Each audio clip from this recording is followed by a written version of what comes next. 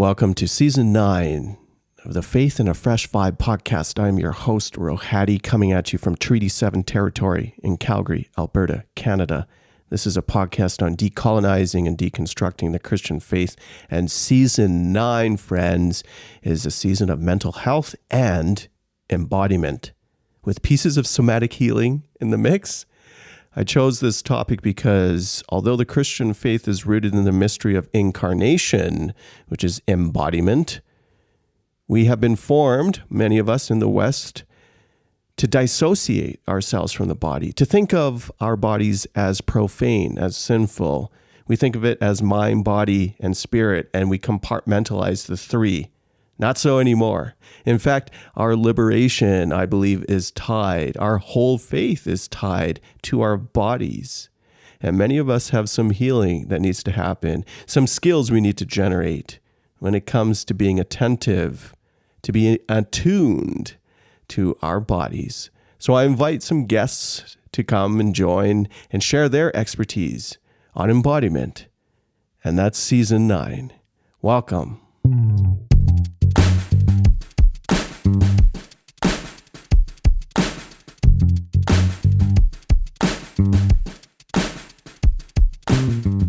Season 9 kicks off with I think it's a special interview. Dr. Hilary McBride. There are moments that are special moments, and this interview is one of them.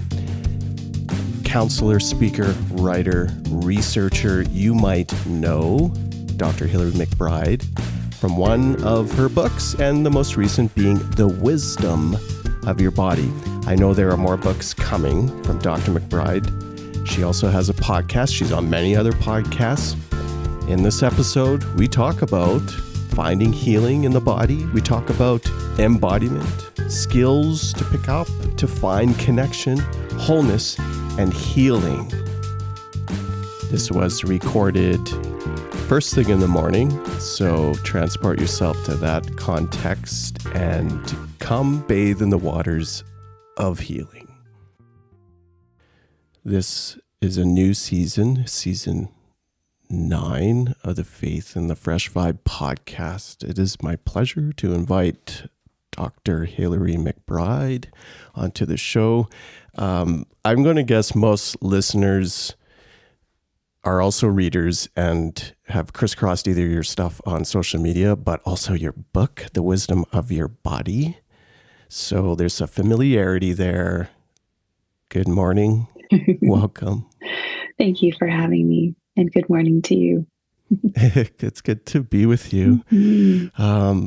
I just want to hear you share and talk, and in the process, you will teach me all of the things around embodiment. That's a lofty goal, but I endeavor to. I'll want that. I'll want that for us. The benchmark is so low for me, okay. And we'll get to why in terms of formation, especially for folks who've grown up in the Christian church in the West, of how we are so disembodied. We're disconnected from our bodies. So it's just like the most basic things of reconnecting to yourself could be, at least for me, mind-blowing, body-blowing. No, maybe I'll take that out. Paradigm shifting. I'm working there. Construct dissolving. It's less weird. Yes. The very first question that I ask guests is to situate themselves tangibly to the lands on which they are on as guests, or perhaps as spaces where they're from. Where are you? Whose lands are you currently situated on? Mm-hmm. So I currently live on the lands of the Lekwungen-speaking people, specifically Esquimalt and Songhees nations. But this morning I'm joining you from Musqueam, Tsleil-Waututh, and Squamish lands, where I used to live and feel very, very connected to the land here. So it's nice to be on land that I have a deep relationship with. So you're on the island. I didn't know that. Yes, that's where we live. Do people know that? Do I have to take that out? Oh, no, that's fine. That's okay for people to know that I live in Victoria. Yeah. I teach at the University of Victoria sometimes too. So it's like, yeah. Okay. People know that's neat. Yeah. I've always situated you in Vancouver? Okay. Yeah, we moved about a year and a half ago. So, and I work Okay. about half time between Vancouver and Victoria. So Hmm. feel like I have a home in multiple places and spend time in both of these beautiful lands. I need to get back to the island. Hmm. That was somewhere that our family um, vacationed as a Yes. kid. Yes. We actually had, I bet you anything, the place is still all granola-y. I don't know if I could say that, but we had property, like a shack, not a cabin, a shack on Hornby Island. Oh, what a treat. Was it? I mean, yes, I think it likely was. Well, you tell me, but I could imagine that being, it's just so beautiful there. The land is beautiful. Yes, yes. Yeah. Yeah. Wow. The shack, less so. Right. But what the shack was missing was made up for in spades in the beaches and the views, ocean. Just hearing the rolling waves at Mm-hmm. night, being a couple blocks away, the Mm-hmm. sunsets, the white sand beaches. Mm-hmm. Okay, you're right. Not so bad. Not so Not so bad. bad. For those who don't know you, one of the questions I would ask you to describe, not what you do, but as a psychotherapist, how would you describe your practice and the passion of around why your practice? Mm-hmm.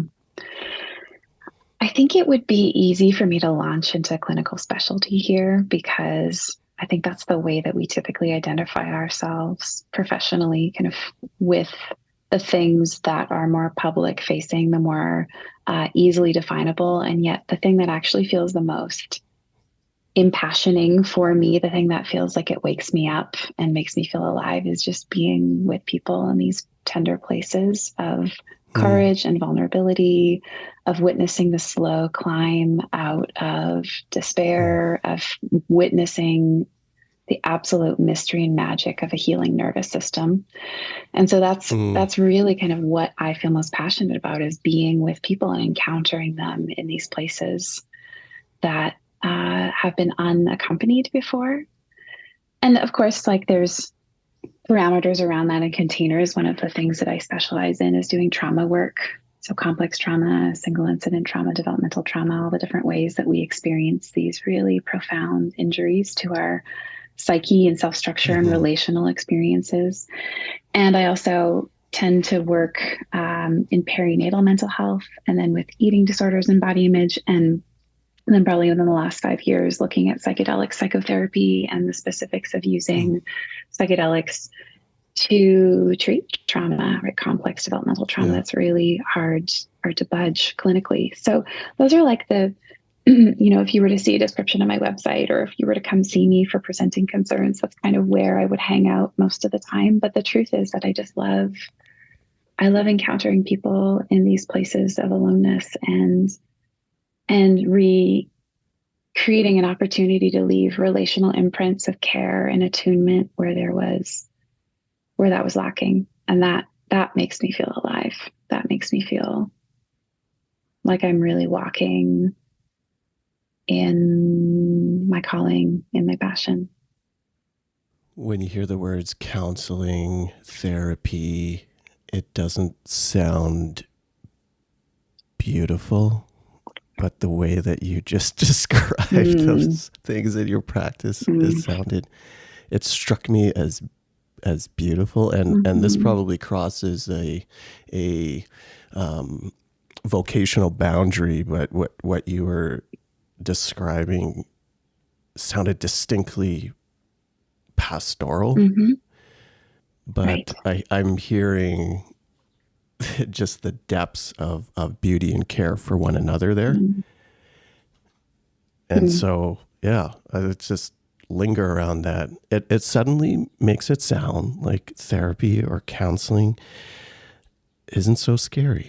Uh, that's the hope, right? If we are entering a relational Mm, encounter with a person whose entire purpose is to skillfully love us. I think that's really what I think that good therapy is skillful love. Then I think that it undoes the fear of touching the places that have been previously too painful to touch. There's a Stephen Levine quote that I love. He says, "Healing is to touch with love that which was touched by fear." And I think about bringing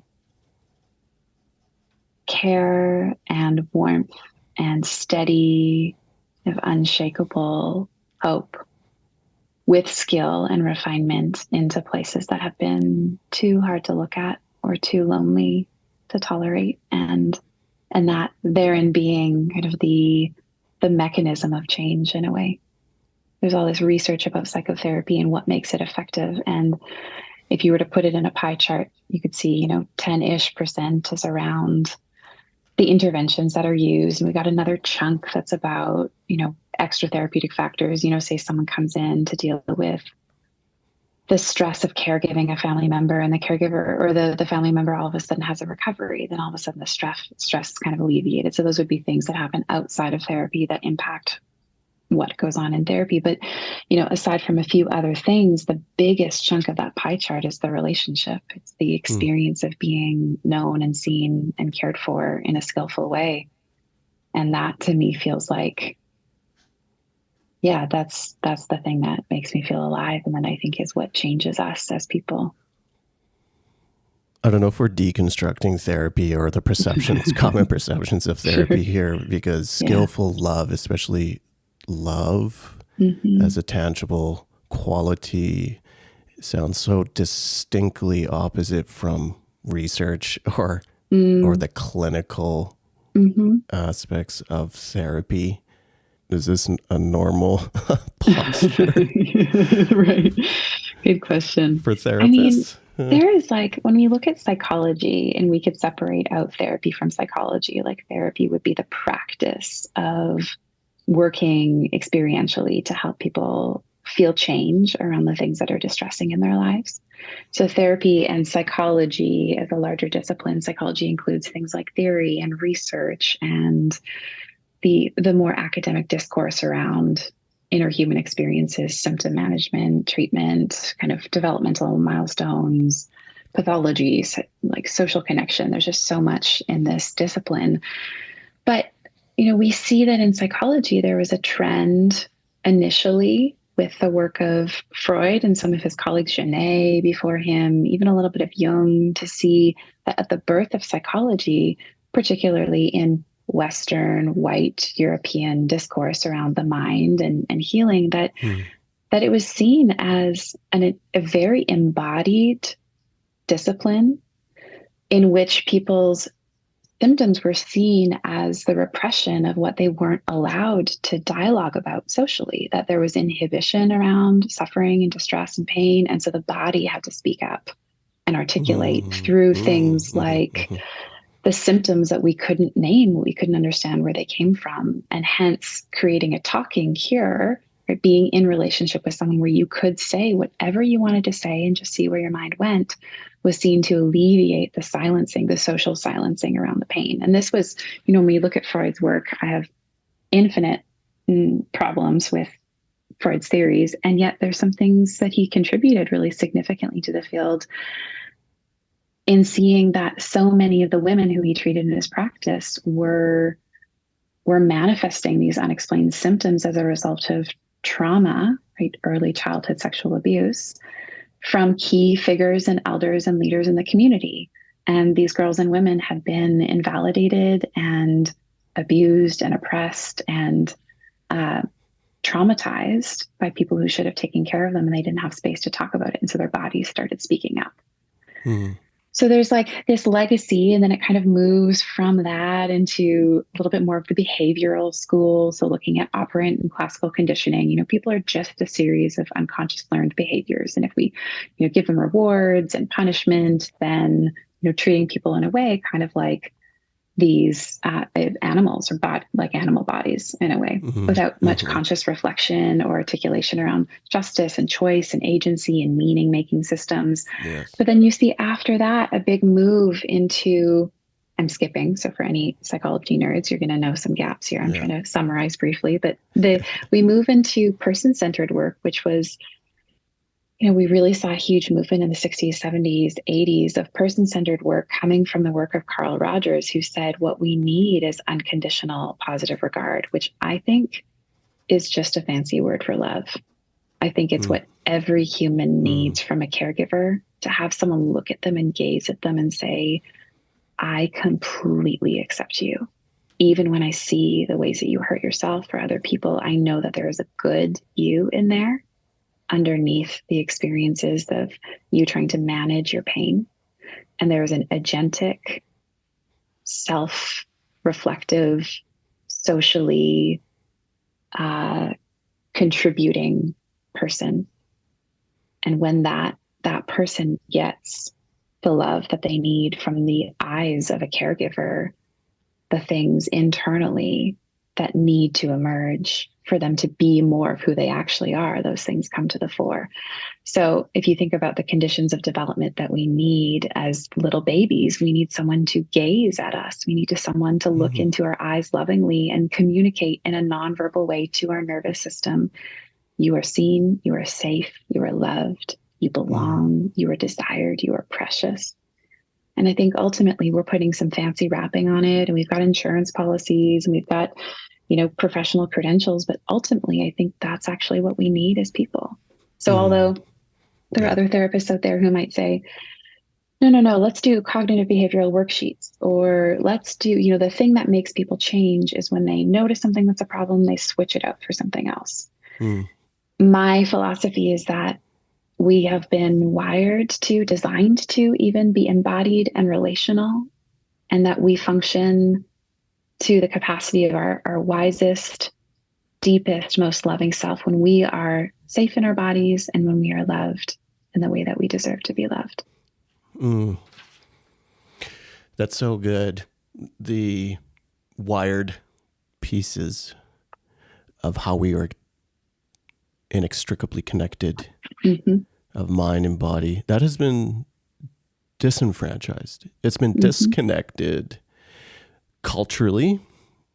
And then let's draw it in closer to a faith world.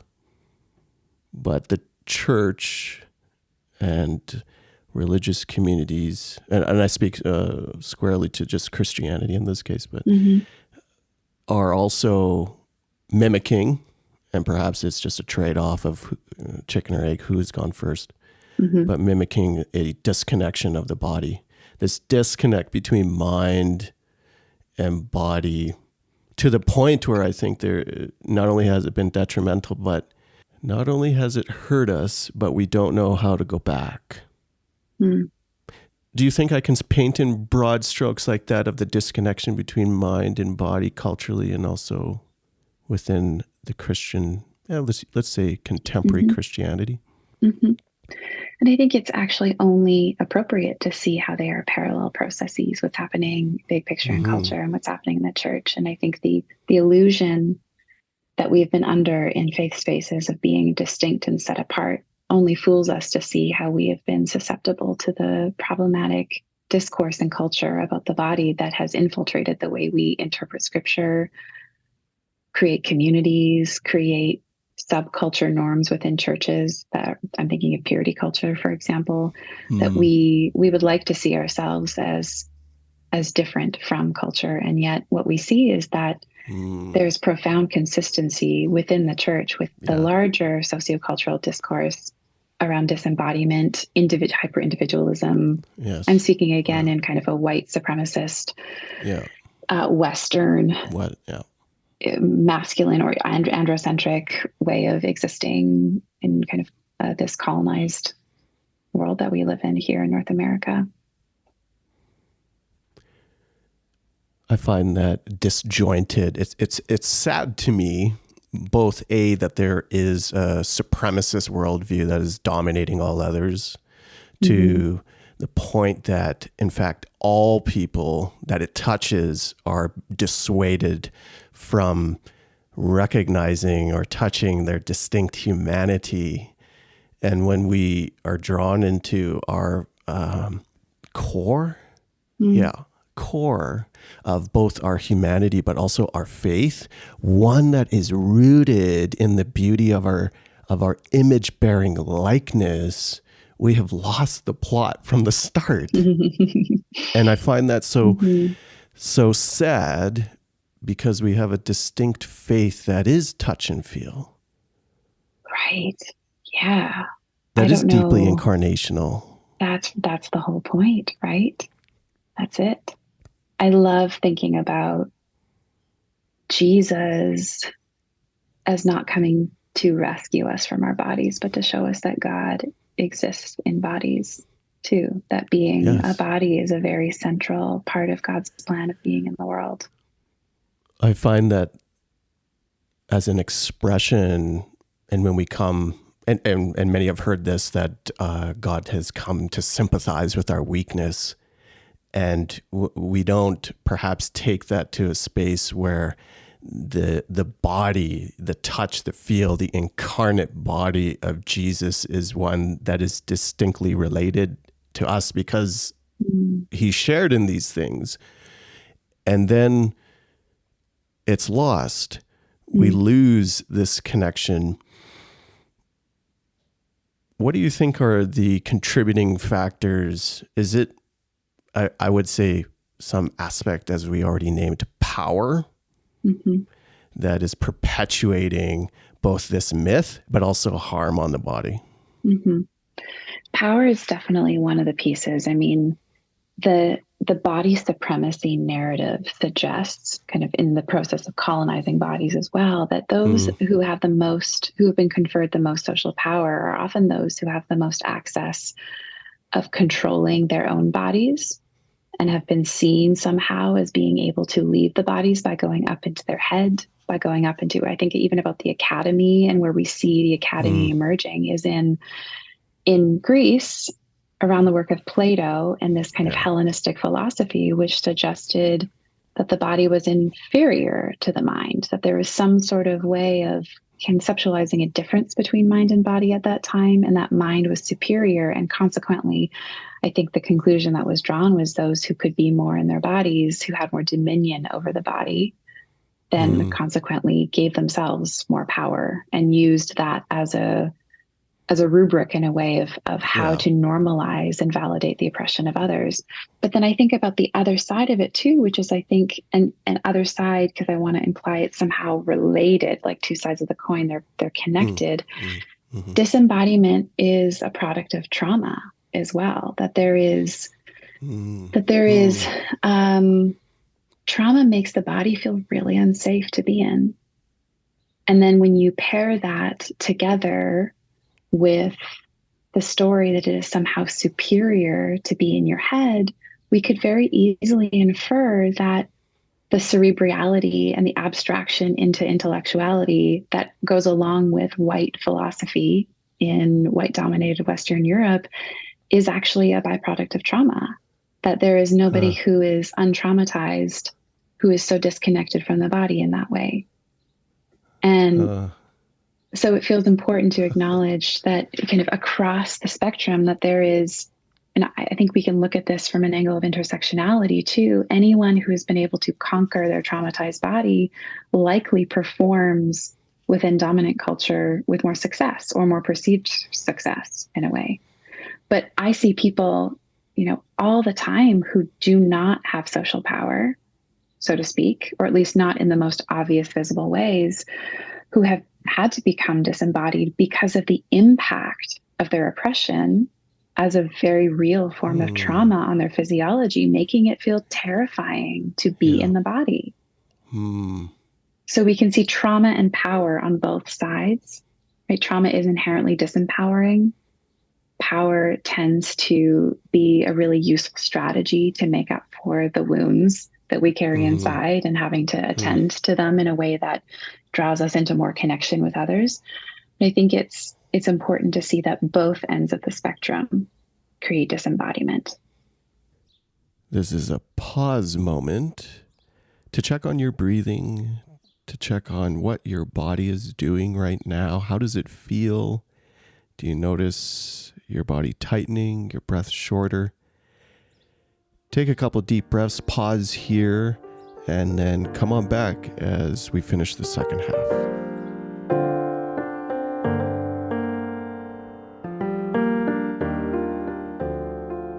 We've been disconnected between mind and body, and culturally, and bringing it closer to home again within the faith sphere, we still perpetuate this disconnection through our practices. Yeah. And our formation suffers as a result. What does it look like to reclaim a more holistic approach to mind and body working in communion unto some aspect of, not some, but unto liberation and fullness of life? Where do we even go? Because if we stick in the mind, then we just read your book. And then we made it. And how far does that take us? Right. As I say sarcastically. Yes. Well, first, there's a couple things that come to mind. This is the reason I've got another book coming out this coming year, which is all about practices. So it's not really even a work to engage with in a literary way. It's take something out of the page and go live it and see what happens as a series of experiments to be in your body more. So, neat. Yeah, that's exciting. Coming, which isn't kind of the other part of the conversation of the book. But, and maybe I should say on that note too, I think that in disembodied cultures, often the way back into our body for those of us who have such a profound schism is through our mind. It's like if we can get our mind to buy in to the body as being a safe place to go, then we have less resistance internally. And so I don't want to in some way eschew the mind as being a bad thing, but rather it's when the mind is operating at odds with or in a way that oppresses the body or diminishes or devalues or villainizes or subdues the body, then we miss the fullness of being human. So the goal is not that we wander around kind of back in our bodies in such a way that is disconnected from thoughtful action or disconnected from reflective social engagement. We want the mind, but we just want the mind and the body together in dialogue, right? That's a system in harmony. The other thing I'll say is that scholarship around faith and embodiment indicates that it's mostly kind of white-dominated social spaces, white-dominated social faith spaces that seem to suffer from disembodiment to some degree. When we look at, for example, right, the scholarship around the Black church, we can very easily see that practices around voice, which is an embodied expression, and movement, collective movement, dancing, right, freedom of articulation of emotion, that there seems to be more room in different cultural expressions of faith than in what the kind of the dominant discourse is in white dominated faith spaces. And there's speculation about that as being central to the resilience of the Black community, in that they had, in spite of the constant terrorizing of ongoing racism, historical and ongoing racism, to have a space where you could be with other people who are like you, and you could move your body and discharge the trauma activation of being in the day-to-day life. Like this is central to well-being and thriving and flourishing in the midst of ongoing oppression. So I will say that the disembodiment that I speak to is predominantly in spaces that are dominated by white discourse around bodies. Unfortunately, there are exceptions to that, even in North America. But I think the expressions of spirituality that are more embodied start to challenge the limitations of meeting on a Sunday morning in a church, in pews, right, with one person at the front, and start to invite us to think about what happens all the time we're an entire body, the entire time we are a body. Like, how is it that we wake up in the morning and speak to ourselves?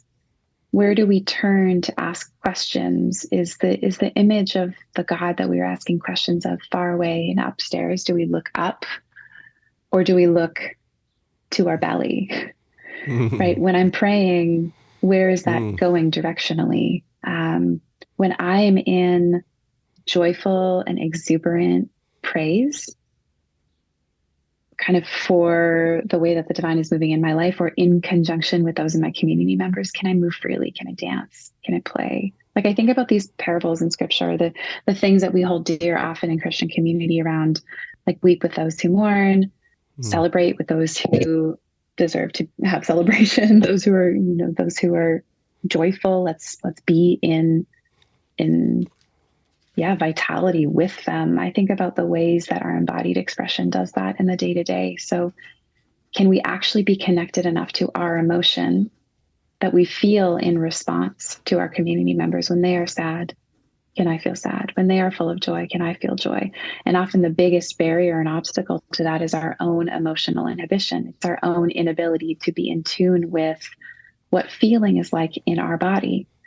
Like, empathy is a really good example of this, because empathy is not just perspective taking. It is my feelings in my body autonomically, without me actually even having to think about it, spontaneously emerging from my physiology in response to someone who is in my community experiencing a similar feeling. Like, if any of us have ever been walking down the street and we see someone sitting on a bus stop crying, right? Ultimately, what is supposed to happen for us as humans, this is part of our physiology. It's part of our interpersonal neurobiological processes. My body actually physically is moved to lean towards them. That's what my body is wired to do. We actually know implicitly how to do community really well if we are connected to our bodies. So our responsibility, I think, in terms of spiritual formation is, can I notice the places where I am defended against feeling? Can I learn how to be in relationship with feeling? Can I bring movement into the emotion that I have? Can I create physical space in the places of worship or in the places of spiritual practice where there actually is room, not just physical space, but social room for movement? Like, all of those things come to mind. And I could go on, but maybe I'll stop here because it looked at one point like you were going to say something. No, I was going to say, wow. And then we would have paused again for a breathing exercise, or yes. the spiritual formative elements that you are naming, and in the manner that, we are cultivating disembodiment through our practices in worship. And I don't know if this is the right word, it's dehumanizing us in a sense where we cannot see both one another and ourselves. Right. Yeah. And there's a reflection of how we may address this. And as you were sharing some examples, it's like, wait a minute, a lot of these churches who suffer from disconnection, which is arguably the majority, not arguably, I will name, the majority are disconnected in the manner that they worship together, but they have these aspects within community where they are have tangible spaces or moments of incarnate presence, how we care for one another. Maybe it's not all the time, but we do have those practices. But then when we come together communally for worship, it becomes distinctly disembodied. Even our communion, which is supposed to be the Eucharist, which is supposed to be this call back into the touch, the feel, the taste, the sounds, the smells of Christ among us, of the work in the past, present, and future, we have turned into the least embodied, moment that we could possibly imagine. So we have components, yet it's almost the left hand doesn't know what the right is doing, that kind of idea. That when we gather in communal spaces, we then adopt postures of disembodiment. Right. And if we could both figure it out in our own practices, so there's an individual mind, as you alluded to earlier, of, get the mind on board, but we're going to holistically move forward. When we can start to be attentive to our own bodies, it becomes an attentiveness for the wider body. Yes. To now resonate, listen, respond, empathize, and this is kind of the whoa moment, as you were sharing, that our attentiveness to our own bodies which then spills into an attentiveness into the collective body, enhances our capability and capacity to spot beauty. That's exactly it. And I'm like, and so where are these communities? Yeah. Yeah. I mean, sounds they good. Exist. They exist.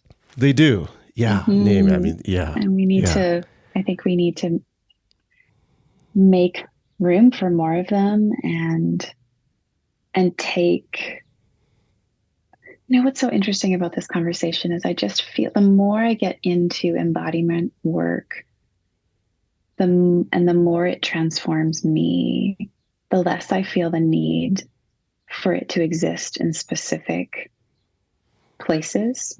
Yeah. Like doesn't need to be owned there.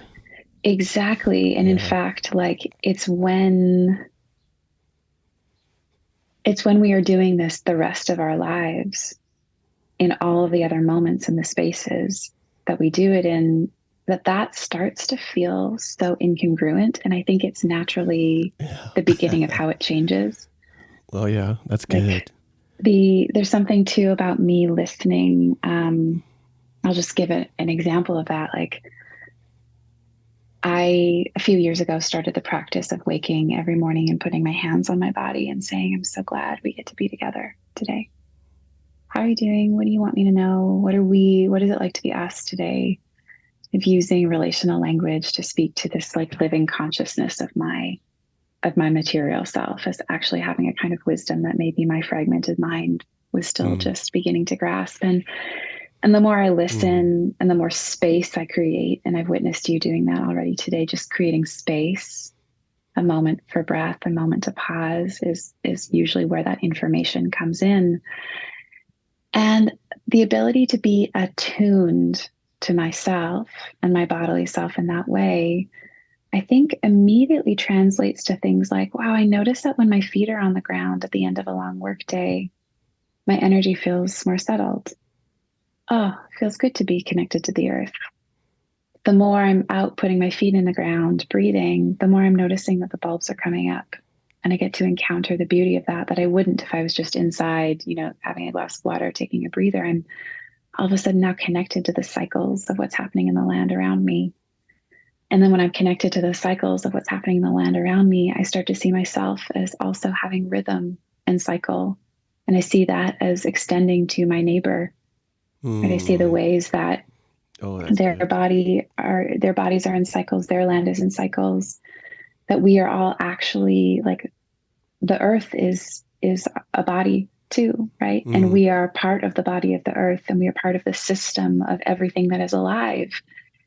And then I start to notice that when I'm sitting in a chair for a really long time that I need to stretch, and I notice the spaces where it feels kind of socially weird to stand up in the middle of a talk or something and have a stretch. And so then I start to want to sit differently, and I want to maybe sit near the side so that I could stand up and I could move. And then I see someone else watch me move and go, oh, that feels good. And they move to the back and they stand up and stretch. And pretty soon the back of that church where we were all sitting, there's not pews anymore. There's just a wide open space because people start, wanting to have some room to move around. And all of that happens because some of us started to slow down and make space for what it feels like to be a body in those little moments each day.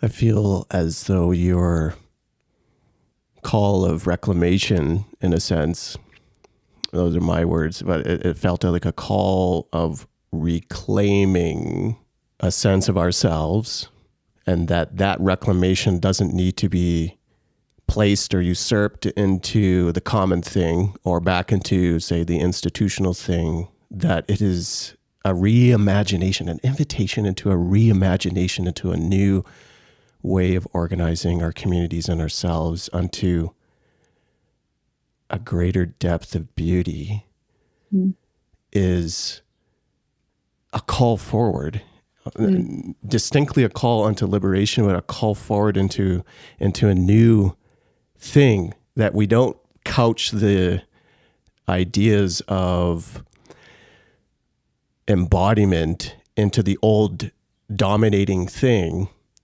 but we can find and affirm, and that's the other factor that struck me, is that there is an affirmation of the things we're already doing, but perhaps haven't named yet, or perhaps haven't given name to. We know the sensation in our bodies, but we haven't named and noticed it yet. We know we have some practices in community around empathy or caring for the other. We just haven't then lifted that up as core in the community, that we're not as far away as it may seem, that because we are built in this manner, in beauty, in our image-bearing likeness, for empathy, that we can turn and be drawn to the things that are already close and be affirmed that we're there, and we now can go deeper with what we already have. Yes. And there's something so hopeful about that for me. Yeah.